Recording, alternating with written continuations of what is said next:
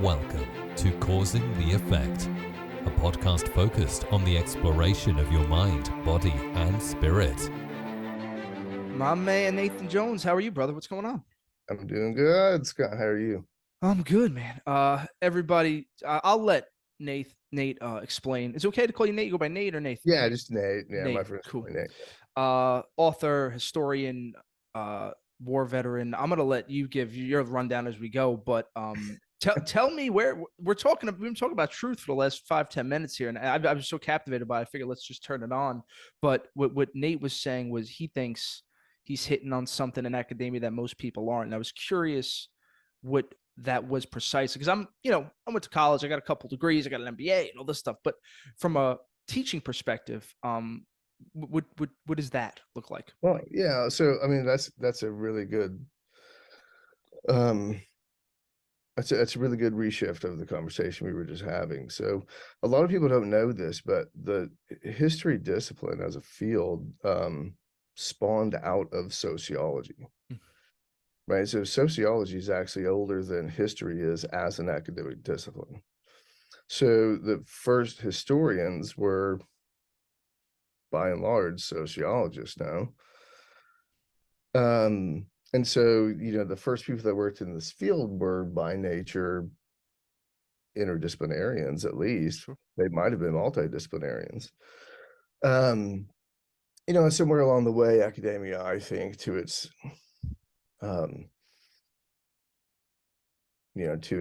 detriment, has just become siloed in these academic disciplines, right? And so what I try to do is I had this research question, and I was just noticing a phenomenon that was occurring.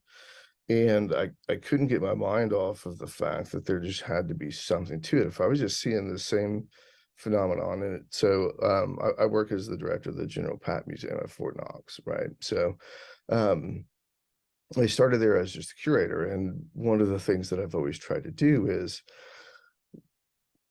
whatever you're working on, let's do our absolute best to find some evidence, something that backs up what it is we're trying to say, right? And so I'm sort of a neo-empiricist, right? So I'll get to the neo in a minute, but so I'm somewhat of an empiricist in that, like, I'm kind of driven by data and facts, right? And such as it is, but I was observing this phenomenon of all of these old timers, right? These old Army vets from World War II coming into the Patton Museum. And it was like, most of them were like on their last pilgrimage. And they just like wanted to go see the stuff that the guy they consider their hero, wore during World War II. And they were just making these personal connections to it and everything. I'm like, well, this is like really, really fascinating. Right. So I'm kind of like starting at this from a sociological versus like historical perspective, right? So, and then I reminded myself, I'm like, well, this is how a lot of research questions began, so I see this thing that's occurring. Is there a historical basis for this? And so I just started going down that rabbit hole, but as an empiricist, definitionally, I have to believe in the concept of truth, right? Because otherwise, what am I doing here? Exactly. Sure. So that kind of brings us back to what we were talking about earlier. So yeah, and when people think, and when because a lot of your research, if I understand right, you're really focusing on both the qualitative sociological piece of it as well as the history research method. And like from a person outside, I've watched the movies, I've read some Patton books, but like when you say that qualitative analysis and history, how does your work, like that sounds like two different ends of the spectrum. How do you end up connecting both of those, and how much data is there to pile through? Because I can just imagine it's insane. Yeah, and the amount of literature that you have to troll through to come to these conclusions is daunting, but it's what makes academics like me, our work so slow, is because we're not trying to master just one silo of academic discipline, right? So in my work, I pull in on social psychologists and evolutionary biologists, and that's why I find podcasts like you are so fascinating, because and Joe Rogan's is because you're just you're pulling from just a whole lot of people. You just cast a wide net. You're like, you know what? I started to notice that this hero veneration phenomenon has evidence cross disciplines, right? And then so I started going down each one of those little rabbit holes, and I'm like, I don't understand how you can't. I don't understand how someone could deny the fact that heroes have and do continue to play an important role in the human psyche and consciousness and societally, and that is not something. I'm like, and because it's so ubiquitous, this idea, you can't, it's probably not intelligent or prudent to cavalierly cast that idea aside, right? And so when I was putting the finishing touches on my dissertation, I think in 2020. I was like, this was like right in the middle of the George Floyd murder, right? And there become widespread iconoclastic behaviors across the country, right? And here I am, a person who tries to study and understand heroes and why they're important in society, why we have them, et cetera, et cetera. And so like that was like a real challenge for me to finish that document. But the thing is that what I was interested, the research question that I have is, well, first of all, I study the history of memory, right? And so, that necessitates an understanding of, Patton and his biography and what he did during the wars that he fought in, and the kind of general military history of it all, right? But it also necessitates an understanding of how narratives shift over time and why. Right. And so what I do is I studied the way things were remembered to have happened versus how they actually happened. Right. And so if you want to understand how memories have changed and for what reasons they changed over time, you need to learn some sociological research methods, because it's going to bring you up to today, because Patton's still ubiquitous. And I wanted to know what was it about this guy that brought these people in from all over the world? I mean, there were like French soldiers coming in, and like I wanted to know why a single person could become such a national hero, what his national significance was, and how that changed over time to meet the needs of the current zeitgeist of the moment, right? So, because the way we remember Patton today is not the way people in 1955 remembered Patton, right? So, like, this doesn't all just occur in, it doesn't, it changes, and it changes, if there is change, an object in motion will stay in motion until acted upon by an outside object, right? It's like you can't move if something doesn't move you. So if something changes, something changed it. So I wanted to discover what it was, were those things that caused this change in how we perceive our national heroes, right, over the course of time. Wow. That's really boring and wonky. It is, Nate, everything and like, listen, I'm like, I have goosebumps. Everything you're talking about is just like enamoring to me, because we're talking about perception. We're talking about you're kind of going back in time and dropping yourself, the history of memory. That's such an interesting concept to me. So fuck boring. This is, let's get into this. So I know the high level of, why, what, of how, or no, right. More, let's say why things, we don't remember things the right way. You seem to be understanding, or at least, wrapping your head around the why. What are some of the reasons? And you can use whatever examples you want, Patton, if you like. Why is it that the memories of history change? Well, we'll use Patton because that's what I'm most familiar with. So, um, Patton was already being described as a legend before he was dead, right? So newspapers reporting on him as like a living legend, right? Now you have to remember that in 1940, early 1941, before December 7th, the United States was like ranked 19th in the world in like in military power ranks. Like the state of the US military was it was bollocks. Mhm. Right. Um and so and we ranked behind Portugal, right? And so I mean Jeez. what was occurring in Europe in 1939, 1940? And like Hitler was taking over Czechoslovakia and Norway, and he's in France, and we're sitting back over here going, holy crap. We've got a military that ranks behind Portugal right now.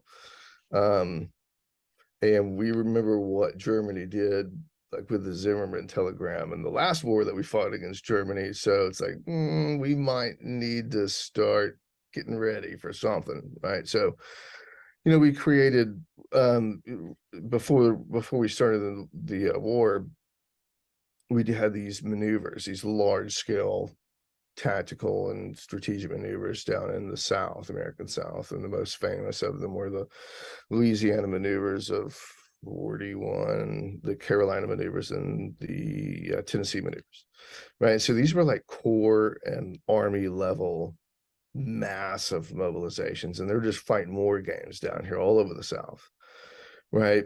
And everybody's in the country is really still kind of freaking out.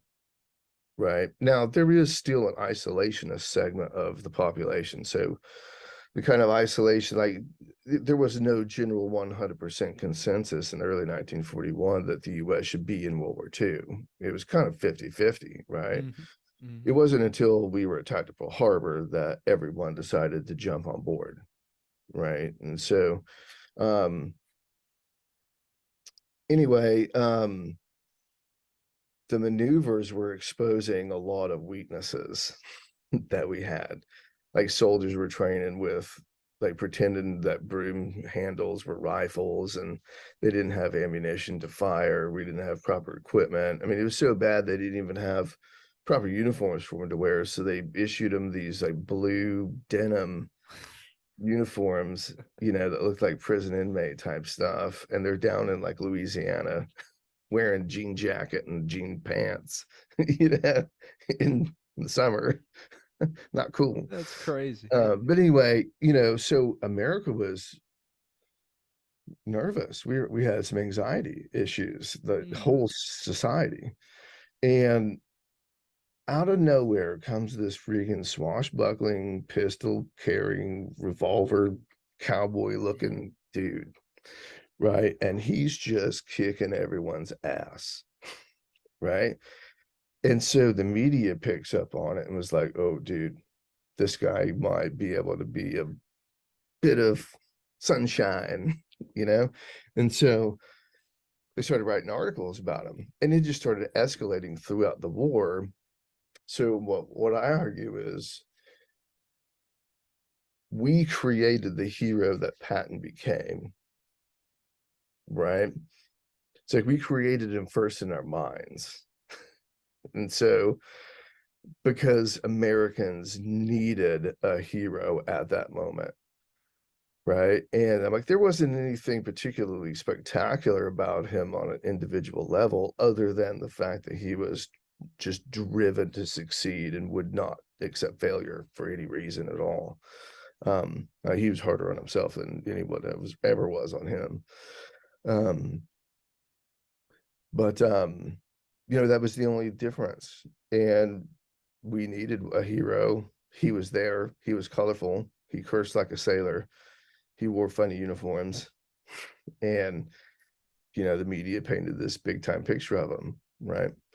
Well, just like a good example of how that changed over time is like during the 1960s, there's anti-war sentiment going on, et cetera, right? So in the 1950s, you see an increase in the publishing of books about Patton. right? But in the 60s, you see kind of like a tailor off, I think, if memory serves me correctly on the data. But in the 70s, it starts to increase again. And I wondered why there was that dip. And I'm like, well, I mean, it might be attributable partly to the anti-war sentiment and et cetera, et cetera. I was like, that was more of a subcurrent, right? Like that wasn't like everybody thinks that the 60s was nothing but a whole bunch of hippies running around. And like, no, most people, I was thinking San Francisco, nowhere else, sort of, like it wasn't that widespread. So, but anyway, in the 70s, because the movie Patton was made, I think was 1970, right? Yes. Yep. Something like that. We were reeling from what we'd experienced in Vietnam. We're still reeling from what we were experiencing in Vietnam, right? And so America's, again, needed something to remind themselves of when we fought the good war, when we were the good guys, when we didn't lose, and the battle lines were drawn clearly. These are the bad guys, we're the good guys, and they needed to remind themselves of American exceptionalism and all the things that, I still think have some merit, but he was used again as a reminder for that, and so just over the course of time, it's like whatever's happening, whatever the current events are, people tend to reinterpret their heroes in light of what's going on currently, because that's the way the average person approaches and uses history. Academics use history in an entirely different way, right? Most individuals look at the past from the inside out, right? And historians are trained to look at the past from the outside in, right? So we're trying to use individual examples to generalize what it was like broad scale. Currently the way we use history is, I'm me. How do I fit into this world? Right? Where do I come from? Who's my family? And so like identity gets wrapped up in a whole lot of it. And that's understandable because that's just kind of a naturally occurring human phenomenon, right? I mean, Sure. People can't be blamed for that, but it is kind of is what it is. Sorry, I rambled there for a second. No, no, this is all beautiful stuff. Now, taking that to today, has the view of Patton changed as much as the height when he was a hero? And how do you think technology and all, this is a different time nowadays, how has that affected the way that we view history from a high level perspective? Right. So from the 30,000-foot view, what I see is the number of products, I'll just say products, because there is a commodification element of the Patton hero narrative, right? Because in the 80s, they started making documentaries and video games and board games and bobbleheads and GI Joes, and it was like the amount of material culture that was dedicated to Patton just blew up in the 80s, right? I mean, this is also during that decent economic times in the 80s, so there's a direct correlation there. No problem, that's beside the point. Sure. So there is that. I'm sorry, I lost track of the question. What was the question? No, just from a perspective of today, looking back at history, how is, from a high level? Yeah. So there was this commodification element, and so I was like looking at the upward trend of Patton's popularity, right? That's basically what I was looking at, is this is an incline. So all but what I see going on today, from a sociological perspective, is the destruction of statues that you wouldn't think would have been up for debate, like statues of Frederick Douglass taken down. Like Frederick Douglass, It's like if we can't consider Frederick Douglass a national hero, then I mean, we're doomed. Done. Right? If we can't forgive the sins of our fathers, we're doomed. It's like Frederick Douglass wasn't a perfect man. I understand that. Neither was Martin Luther King. We're coming up on Martin Luther King Day, but neither was anybody else, right? People all had their faults. And statues were not erected initially to commemorate the bad things they did. Exactly. Right? Like they were always built to commemorate the things that the people who put those statues up felt was virtuous and one they wanted to replicate, right? Because they placed it high in a higher level of a hierarchy of value. So, what I'm fearful of today is like, who's next? If they're coming after Frederick Douglass and they've come after the iconoclasts, have come after Abraham Lincoln, they've come after George Washington. Yep. As a person who's interested in the history of memory of a single individual, mostly, you're kind of like, well, when are they coming after the George Pattons? And it's like, and if we keep going down this road and we are incapable of forgiving each other's faults, as repentant as we might be about those faults, then we'll be a species without heroes. I'm like, that's untenable. Because what I see from the evolutionary biology is this idea that heroes have always played such a huge role in our species evolution, right? I mean, this is what Jung talks about. This is the subconscious. Yeah. This is, just on a psychoanalytical perspective, our brains have developed and manifest these concepts because they're kind of low resolutions of what it took for us to evolve to the point where we are, right? So like take the hero narrative, for instance, right? Joseph Campbell's archetypical hero's journey monomyth, right? Take that one. It's easy to understand why that story arc is such an important part of our societies and us as individuals, because look how much our species struggled over time. It is the story of coming from nothing, right? Your species develops consciousness somehow, and we evolve and move and blah blah. We get trials and tribulations along the way. We learn to stand upright and walk because the lions were eating us or whatever. Like, if you don't think that's a struggle, you've had a better life than me.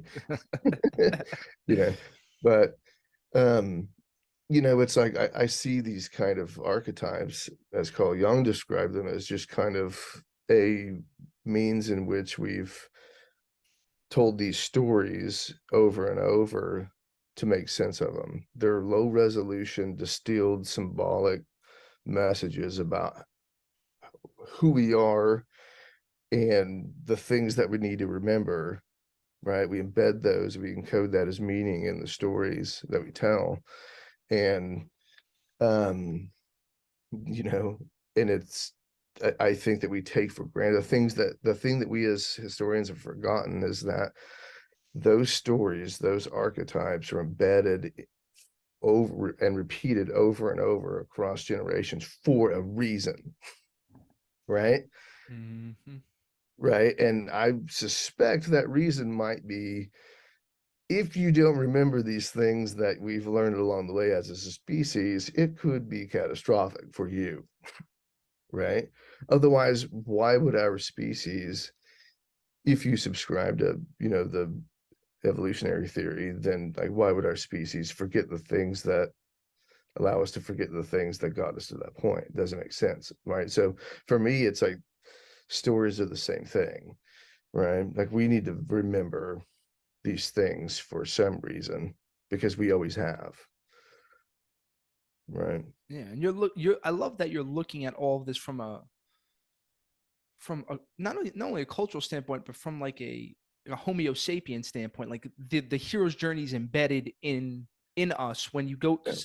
For me, when I got when I started watching this, it just, I'm a big Lord of the Rings guy and all this. It's easy to Yeah. slap that on. Luke, Obi-Wan's the mentors, and I go through the trials and get their arm chopped off. But Oh, when you every start, great saga is a hero's yeah, hero. all of it. And, I need Jesus to, Christ, literally, Jesus Christ is a hero story narrative.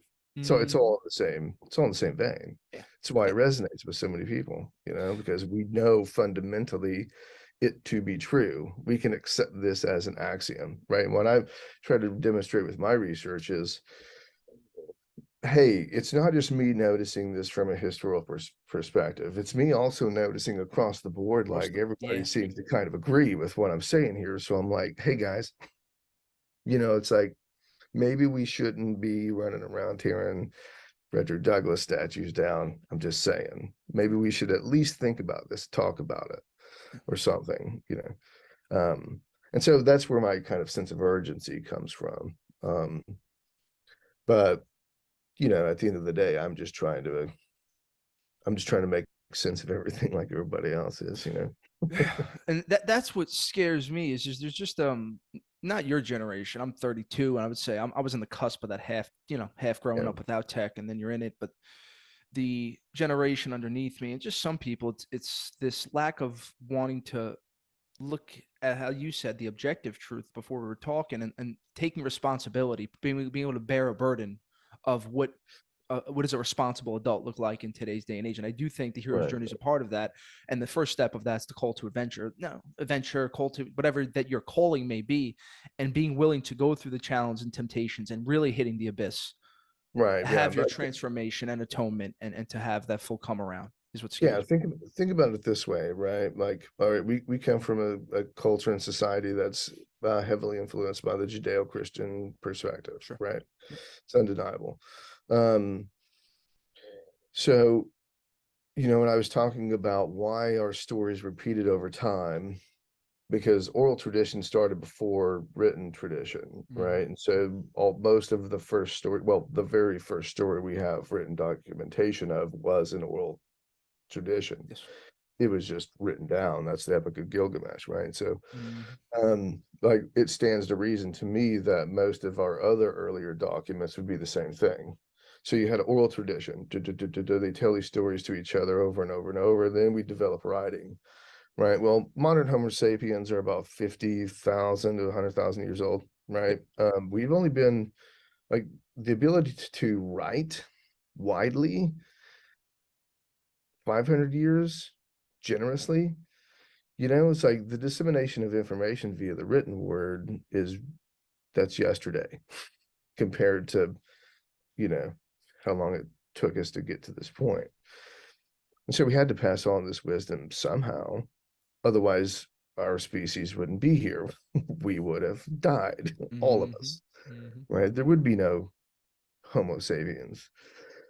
And so that's how I reason that the oral tradition is a good foundation. Okay, so take the Christian perspective, just because I use that as an example, right? The main protagonist in the Christian religion, of course, is Jesus, right? And what do you recall? I don't know if you've how religious you are or whatever. I grew up Catholic my whole life. Yeah. Well, anyway, Jesus once described himself as the way, the truth, and the light. Right. It's like, why, for me, it's like, I don't take those three lightly. Yeah, of all the words that he could have used, and this is important enough for these people to have repeated this story over and over and then write it down as documentation. I don't believe in coincidences. Right. So, like, why were these three words important to those people at the time? Right. So, like, truth in the Christian tradition is incredibly important. Right. It's incredibly important in the Hindu tradition and the Taoist tradition. And, it's like, so Buddhism as well. All of them. Buddhism. So, truth is always held paramount. It's prime. It's the most important thing that you can do, right? Well, there's in the Christian tradition, there's this notion that you can speak things into existence, right? Well, if you're created to the image of God and God spoke the truth, because for something to exist, there has to be something opposite it, right? That's kind of a deeper philosophical discussion, but if there's something called truth, there has to be something opposite that, right? And this is why I think that the Taoists get it right with the yin and yang. It's like, there's truth and then there's the not truth, right? And the place where we should always try to find ourselves is on the edge of truth and untruth, trying to learn new things, but not forgetting the things that we've learned along the way, right? And so I think that's why history is important, because we as a species, our survival depends upon the fact that we don't forget the things that we've learned along the way to get us here. So anyway, the good and the bad, and that it's I'm on a journey this year of Carl Jung with integrating the shadow, and this is all the stuff that he talks about.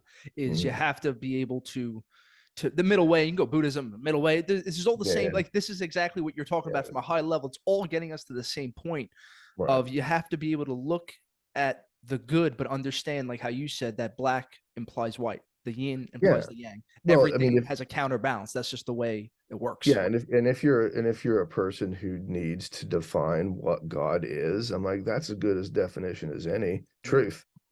How about that? I fear not telling the truth more than I fear anything, right? Because I know how crummy it makes me feel when I don't tell the truth, right? And so, some people say fear God, don't fear man. I'm like, well, that's all relative. Some people have different gods, but for me, it's like, and it adds up with the Son of God saying, I'm the truth. So anyway, so that's how, like, I can make sense of where our society is, just kind of on a level today. I still know all of the influences that have gotten us here, and it takes a lot of time to understand all that, but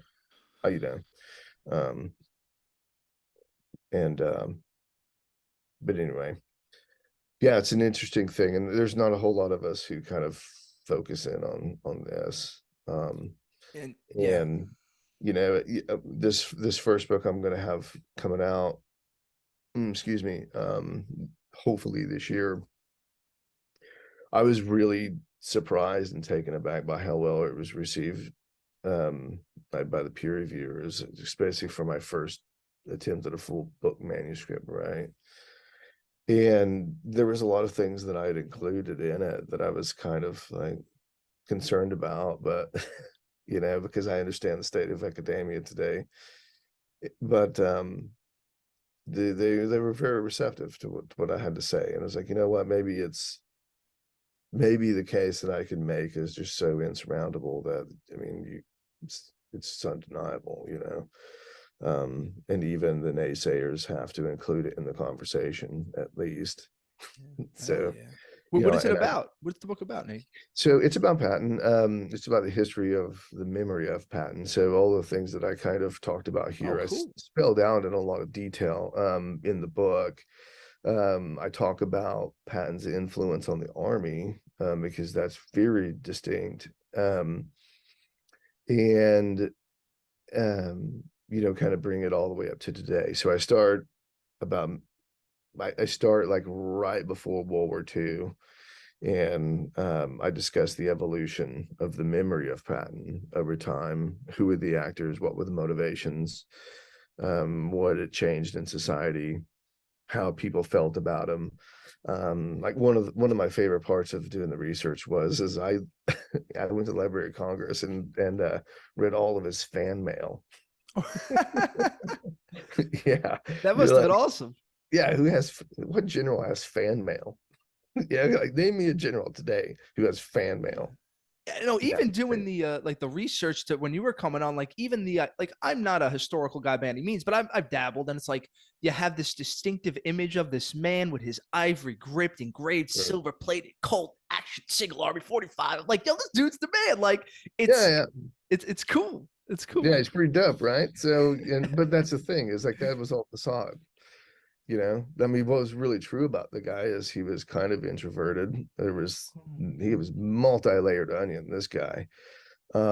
His greatest fear was that he would show cowardice in battle. He hated his jawline, thought it was weak and effeminate. He had a high-pitched, squeaky voice that he hated, which is why he practiced these like war faces that he would put on. Like the war face he would put on just to mask his high-pitched, squeaky voice and his own insecurities, right? So he was incredibly clumsy. But the guy just wouldn't give up. I mean, that was the only thing that I can find that was miraculous about this guy. Was like, dude, I would have given up 100 times ago. Right? He went to when he went to university, he didn't get into West Point initially like he wanted to. And he went to VMI instead. And then then he transferred to West Point, and then he subsequently failed. So he did his freshman year of college like 3 times. So, You know? do you just watch all the Patton movies and all this stuff and be like, this is just inaccurate, not correct? No, I don't, because I still appreciate the function that memory serves. The function of memory. Right. And so it's like, yeah, I can sit back objectively and say this is not who Patton was, but I can still appreciate that this is exactly how he would have wanted us to remember him. Right. And I can also understand why the creators of this product at the time they made it needed this image, right? So it's like I can understand that for what it was, right? It doesn't mean it's what it is, but that's just what they needed it to be at that time.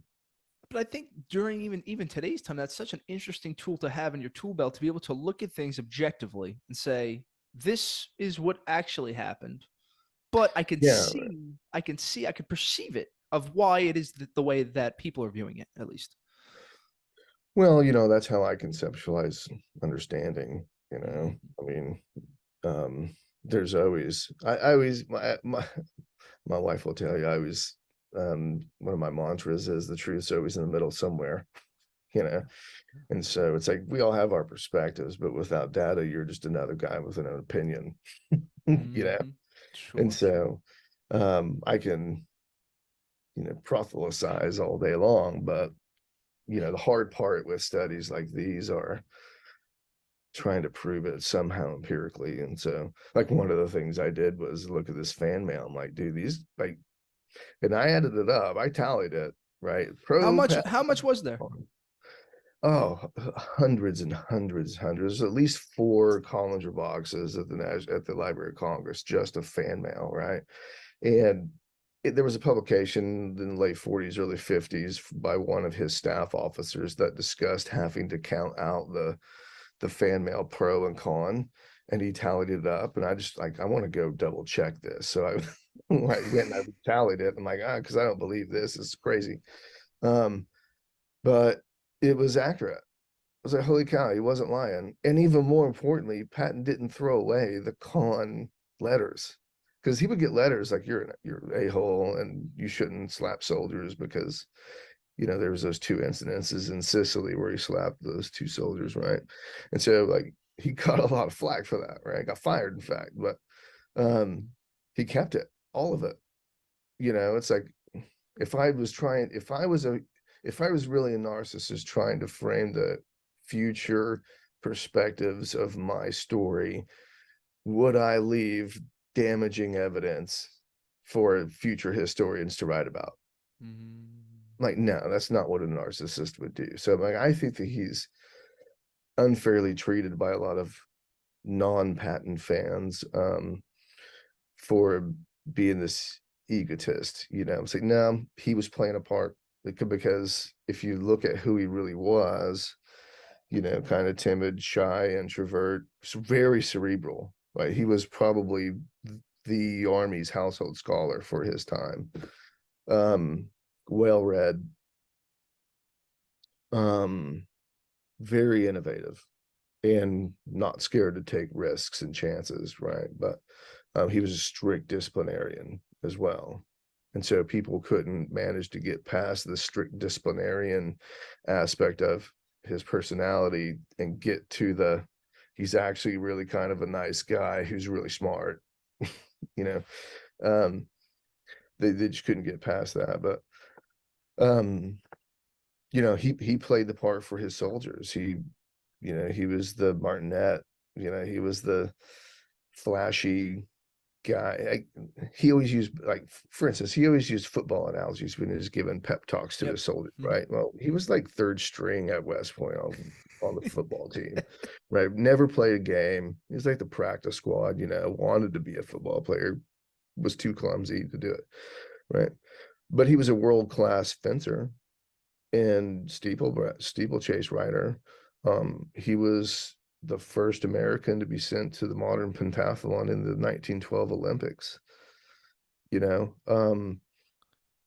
So like he never like bragged about what he was actually good about in these speeches. He would, if you look at it, he would actually talk to the soldiers at their level.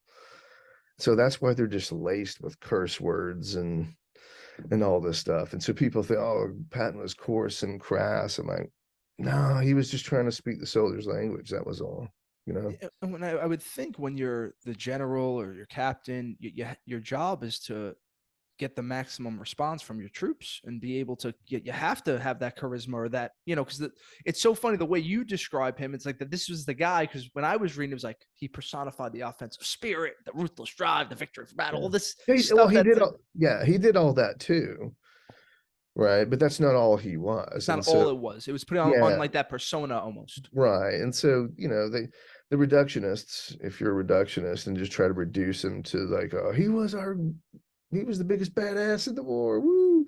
And I'm like, well, yeah, he was that, but he was so much more, and that's why he's a hero to a lot of people.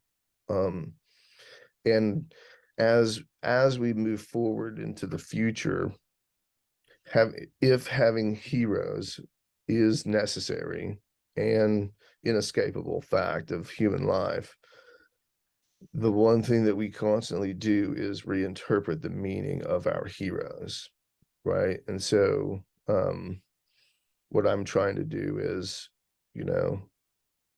this might not be the height of the Cold War anymore. We don't need to have like a national military hero figure, but people like Patton still have things that we can learn from. Their story still has something to tell us.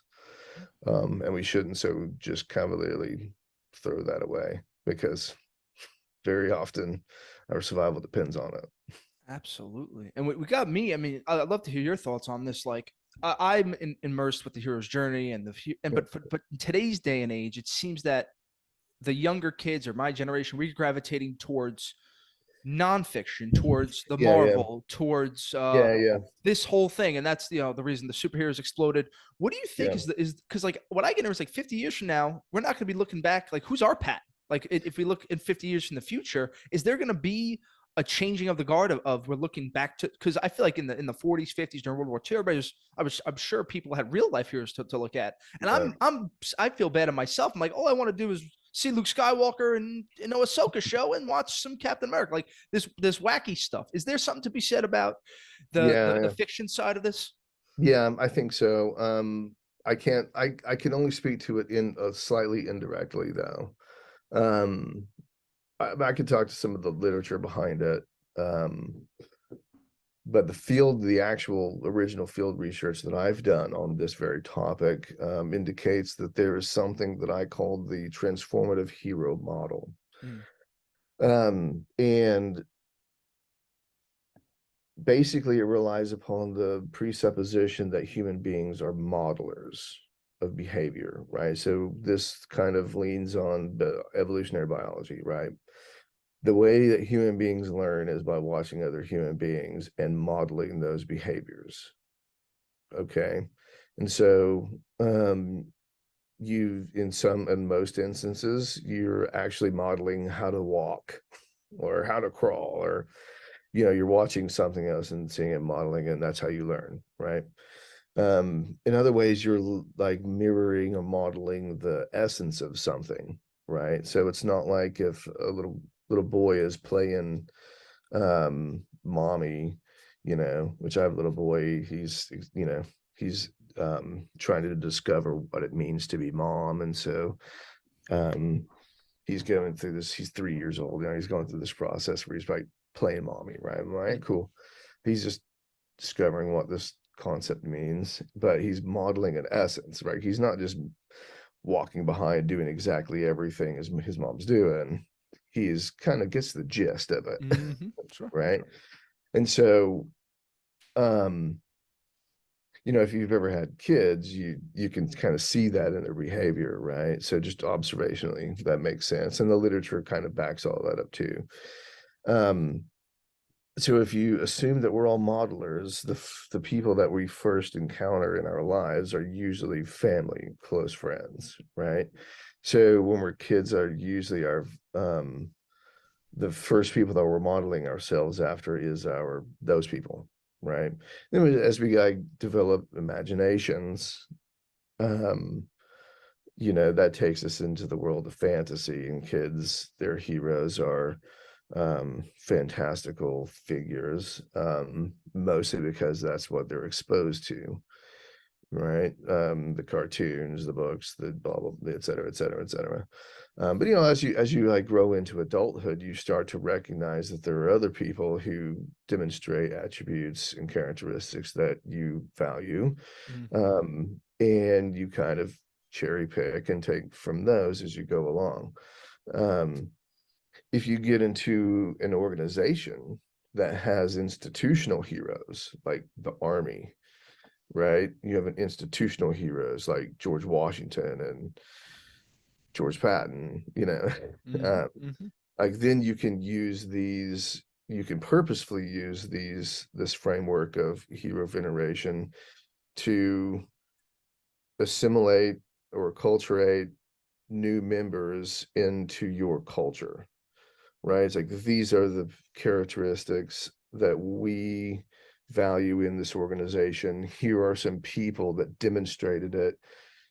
It'll be easier for you to grasp onto that concept if I give you a example of an actual human being who did this, because that's how we evolved to learn, because we're modelers of human behaviors, right? We have to humanize this somehow. And so, so I would say that, to your question, I think that it's probably a matter of like this process, this framework hasn't changed much in the last 10 years or so. But the kids, where they are in that kind of evolution from the inward out, haven't been exposed to other heroic figures quite yet. And it's probably just a matter of marketing, So I mean, this kind of, it's funny you asked this, because this was like my next great idea. Right. So one of the things that I know is, or I've read in the education literature, is that there's a problem with literacy rates amongst boys right now. And I walked into Barnes and Noble a few days ago, and this is one of the instances where I didn't tell the truth, but there was a purpose for it. I told her I had a 12-year-old nephew who was into like books about like heroic figures, and like, do you have anything like that here? The answer is no. So it's not that boys necessarily don't want to read, it's they don't want to read the crap that they're made to read or they have available to them to read. A lot of these books, I've got a bookshelf full of Patton books over here. I would say that probably a third of them, and there's probably 300 books on the shelf over there, were written for like adolescent boys. Like they were like dime store novels written for adolescent boys. They've just consumed this with relish.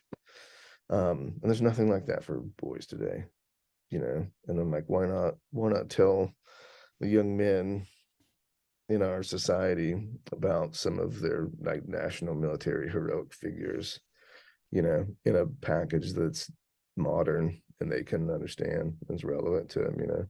Yeah. Um, so anyway, there's always a niche, and there's always a need that needs to be fit.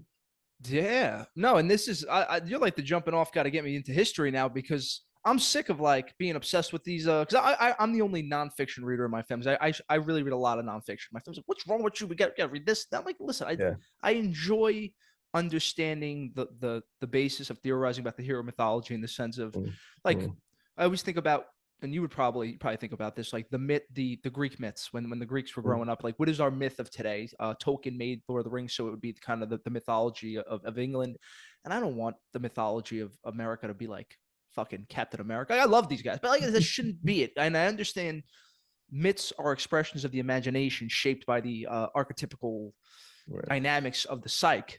And this is the way that it's manifesting. Like how you said, probably people saw some money. There was some comics about it. Because I'm more pissed. Like in high school, I played football to be the cool guy, and I wanted to read some comics. I didn't read. I pushed that shit to my. And now it's cool. It's like, what the fuck, Nate? Now Yeah. everybody's in on it. It's just interesting how the inner psychological really manifests itself outside in society, depending on what's going on. In a time that Right. I think people like how people need heroes more now than ever, and it's easy to coat yourself, especially if you're illiterate or not sure with social media, and take something, an Andrew Tate or one of these nut jobs that Yeah.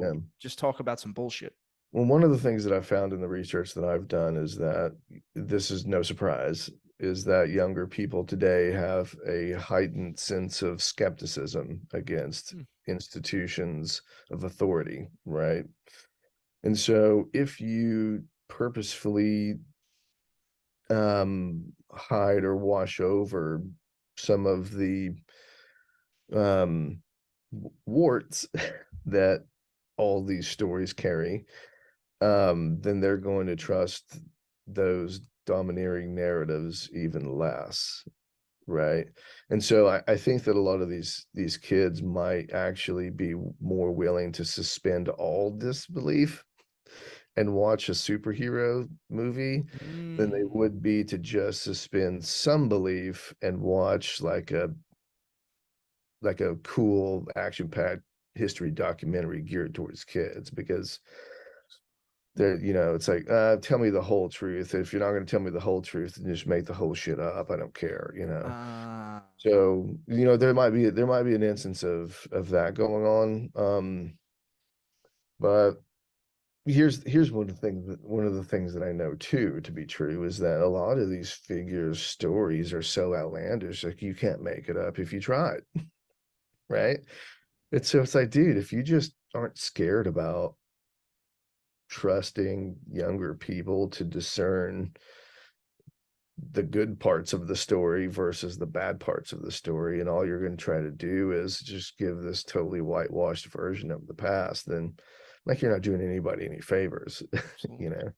So, but I'm like, that just kind of enriches the story, right? I mean, the hero's tale is you face adversity, you make mistakes, you fail along the way, you keep trying, you overcome, then you go back to your civilization and learn with the villagers there what you learned on your journey, right? That's the most important part, though, of the hero's journey. And like people who think they know about, the model, they forget that whole part. Yeah, that's Like, the whole you're thing. supposed to come back. You got to come back and you got to share. Like, why are we sharing what we learned along the hero's journey? Because remembering our stories from the past is important.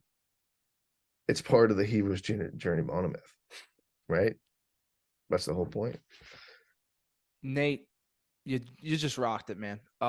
Dude, I'm cutting it there because Jerry Seinfeld leave on a high note. Dude, I love this conversation. When is the book coming out? I don't know. It's gotta go before the editorial board this month, but I have a pretty warm fuzzy about it. So we'll see. Maybe later this year. Cool, dude. Well, just Yeah, but I'll definitely message you and let you know when that yeah, comes come out. on Maybe again, bro. Please. This was awesome. Thank you so much, Nate, for for your time. And I'll put all the links below if you guys want to reach out to him and check out his work. That's it, people. As always, stay safe, stay positive, stay blessed. We'll talk to you later. Bye-bye. Right.